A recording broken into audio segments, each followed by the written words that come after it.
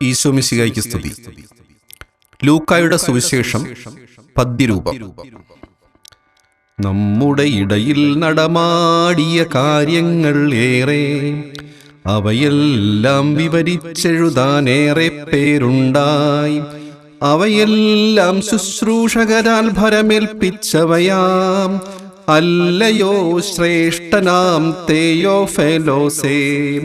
എല്ലാം സൂക്ഷ്മമായി പ്രാരംഭം മുതലേ പരിശോധനകൾ ചെയ്തതു ശേഷം ക്രമമായി എഴുതുകയായി.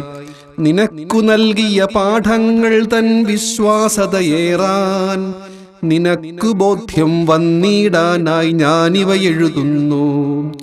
ഹെറോദേസ് യൂദായുടെ രാജാവായ നാൾ, അബിയായുടെ കൂട്ടത്തിൽ പുരോഹിതൻ ഒരുവൻ, സക്കറിയ എന്ന പേരിൽ നീതിമാനവൻ. അവനുടെ പത്നി അഹറോൻ പുത്രി എലീസബത്ത്. അവരിരുപേരും തിരുസവിധേ നീതിയോടെയും കൽപ്പനകൾ അനുസരണത്തിൽ പാലിച്ചെന്നെന്നും ജീവിച്ചെങ്കിലും ഒരു ദുഃഖം എന്നും അവർക്കുണ്ടായി. സന്തതിയില്ലാതിരുപേരും വാർദ്ധക്യം പൂകി. തന്റെ ഗണത്തിനു കൽപ്പിതമാം ശുശ്രൂഷകളെല്ലാം സിനഗോഗിൽ സന്നിധിയിൽ ക്രമമായി ചെയ്യുകയായി. പൗരോഹിത്യ വിധിക്കനുസരണം ധൂപം തെളിയിക്കാൻ ഭാഗ്യം സക്കറിയായുടെ പേരിൽ കുറിവീഴുകയായി. ധൂപാർപ്പണമായി പുരുഷാരം പ്രാർത്ഥനയിൽ മുഴുകി. പീഠത്തിന്റെ വലതുവശത്തായി ദൂതൻ വന്നെത്തി. സക്കറിയായോ വലിയ ഭയത്താൽ അസ്വസ്ഥനാവുകയായി. ഭയപ്പെടേണ്ട, ദൂതൻ ഉടനെ ശാന്തതയോടോതി, ദൈവം നിന്നുടെ അർത്ഥനകൾ കൈക്കൊള്ളുകയായി. നിന്നുടെ പത്നി എലിസബത്ത് ഒരു മാതാവായിടും. യോഹന്നാൻ എന്നു നീ പേരു വിളിക്കേണം. ദൈവജനം ഈ ജനനത്തിൽ ആഹ്ലാദിച്ചിടും. കർത്താവിൻ തിരുമുന്നിലവൻ വലിയവനായി തീരും. വീഞ്ഞിലോ ലഹരിയിലോ തൽപരനെയല്ല.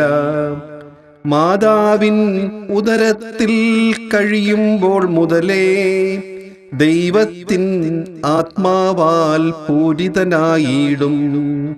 ഇസ്രായേലിൻ മക്കളിൽ വളരെ പേരെയവൻ കർത്താവിൻ്റെ സവിധത്തേക്കായി തിരികെ കൊണ്ടുവരും. താതന്മാരുടെ ഹൃത്തുകളെ സന്തതികളിലേക്കും അനുസരണത്തിൽ നീതിയിലും സത്പാതയിലേക്കും ദൈവജനത്തെ നയിച്ചിടാൻ കർത്താവിനു വേണ്ടി സജ്ജമായൊരു ജനതയെ രൂപീകൃതമാക്കാൻ ഏലിയായുടെ ശക്തിയോടെ ചൈതന്യത്തോടെ കർത്താവിൻ തിരുപാദകളിൽ മുൻപേ പോയിടും. സക്കറിയായുടെ സന്ദേഹം ദൂതനോടോതി, ഇതൊക്കെ എങ്ങനെയറിയും ഞാൻ? വൃദ്ധനാണു ഞാൻ. എൻ പ്രേയസിയോ പ്രായം കഴിഞ്ഞവളാകയാൽ. എന്നിവ കേട്ടു ദൂതനുടൻ മറുപടിയായി ചൊല്ലി, കേൾക്കൂ ഉന്നത സവിധം തന്നിലെ ഗബ്രിയേലു, ഞാൻ നിന്നോടായി സംവദിക്കാൻ വന്നവനാണു ഞാൻ. സ്വർഗീയ വാർത്ത ചൊല്ലാൻ സർവേശ്വരനാലേ നിന്നുടെ മുന്നിലയക്കപ്പെട്ടവനാണെന്നറിയുക നീ. നിശ്ചയമായി പൂർത്തിയാക്കും സ്വർഗത്തിരുവചനം. വിശ്വസിക്കാത്തതിനാൽ നീ ഈ ദിവസം മുതലേ ഇവയെല്ലാം സംഭവിക്കും സുദിനം വരെയെന്നും ശിക്ഷയായി മൂകനായി നീ ജീവിക്കുക വേണം. സക്കറിയായെ കാത്തു ദൈവജനം നിന്നു. ഏറെ വൈകുവതെന്തെന്നറിയാതതിശയമേറുകയായി ഒടുവിൽ അവരുടെ മുന്നിൽ വന്നു നിശബ്ദനായി നിന്നു. ഒന്നും ഉരിയാടാൻ കഴിയാതെ നിന്നു. ഊഹിക്കുകയായി ദൈവജനം ദർശനമോ മറ്റോ നേടുകയായോ സക്കറിയ സിനഗോഗിലിനുള്ളിൽ. ആംഗ്യ ഭാഷയിലൂടെല്ലാം ഓതാനായി ശ്രമം. ഊമയായി ഏറെ നാൾ കഴിയുകയും ചെയ്തു. ശുശ്രൂഷകളുടെ ദിനമെല്ലാം പൂർത്തിയാകവേ സക്കറിയാതൻ ഭവനം പൂകാൻ യാത്രയാവുകയായി. അനവരതം എലിസബത്തോ ഗർഭിണിയായി മാറി. ദൈവഹിതം പോലെ സകലതുമായി ഭവിക്കുകയായി. 5 മാസക്കാലം അവൾ പുറമേ പോകാതെ രഹസ്യമായി കഴിയുകയായി സ്വന്തം ഭവനത്തിൽ. സന്തതിയില്ലാത്ത അപമാനം നീക്കിക്കളയാനായി ദൈവം തന്നെ ദിവ്യകടാക്ഷം സംഭവിക്കുകയായി. 6-ാം മാസം ഗലീലിയായിൽ ഗബ്രിയേൽ ദൂതൻ നസ്സത്തെന്നൊരു ദേശത്തെ ദാവീദിൻ വംശേ ജോസഫത്തു വിവാഹത്തിൻ നിശ്ചയമേറ്റൊരുവൾ തൻ സവിതേക്കെത്തുകയായി ദൈവഹിതം പോലെ.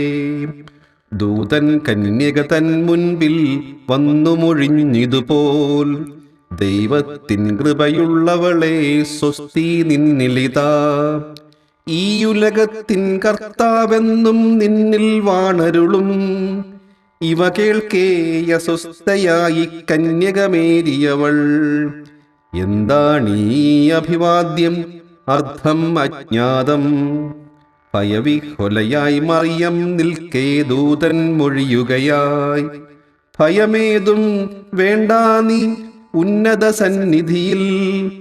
ദൈവത്തിൻ വൻ കൃപയലിവാൽ നേടി ധന്യതയാൽ. ദൈവത്തിൻ തിരുദിവ്യാത്മാവാൽ ഗർഭം നേടുകയാൽ. ജന്മമേകും സ്വർഗീയ ശിശുവിനെയൊരു നാൾ നീ. യേശുവെന്ന പേരവനെ നീ ചൊല്ലി വിളിക്കേണം. അത്യുന്നതനുടെ സുതനെന്നവന് വിളിക്കപ്പെട്ടിടും. താതനാകും ദാവീദിൻ സിംഹാസനമൊരു നാൾ ദൈവമാകും കർത്താവോ അവനായി നൽകിയിടും. യാക്കോബിൻ ഭവനത്തിൻ ഭരണം ഏറ്റെടുക്കുമവൻ. അവനുടെ സാമ്രാജ്യത്തിൻ അതിരുകളില്ലാതായിത്തീരും. എങ്ങനെ സംഭവിച്ചിടും ദൂതൻ ചൊല്ലിയതോരോന്നും. പുരുഷനെ ഞാനറിവീല എന്നിവ ചൊല്ലി കന്യാമേരി.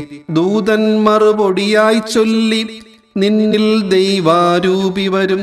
അത്യുന്നതനുടെ ശക്തി നിന്നിലാവസിച്ചിടും. ആകയാൽ നിന്നുടെ ജാതനെ ശുദ്ധനെന്നു വിളിച്ചിടും. ദൈവത്തിൻ തിരുസുതനെന്നവനെ പേരു വിളിച്ചിടും. ഇതാ നിൻ ചാർച്ചക്കാരി എലിസബത്തുമിതാ.